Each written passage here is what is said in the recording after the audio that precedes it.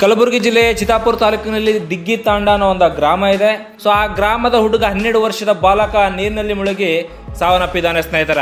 So ಅಲ್ಲಿರುವಂತಹ ಜನರು ಆ ಹುಡುಗನನ್ನು ಹೊರಗಡೆ ತೆಗೆದು ಆ ಹುಡುಗನನ್ನು ಬದುಕಿಸಲು ತುಂಬಾ ಪ್ರಯತ್ನ ಮಾಡಿದ್ರು. ಸೊ ಆದ್ರೂ ಕೂಡ ಆ ಹುಡುಗ ಸಾವನ್ನಪ್ಪಿದ್ದಾನೆ. ಸೊ ಅಲ್ಲಿ ಜನರ ಒಂದು ಆಕ್ರೋಶವನ್ನು ಕೂಡ ವ್ಯಕ್ತಪಡಿಸ್ತಾ ಇದ್ದಾರೆ. ಕುಟುಂಬರ ಆಕ್ರಂದನ ಮುಗಿಲು ಮುಟ್ಟಿದೆ.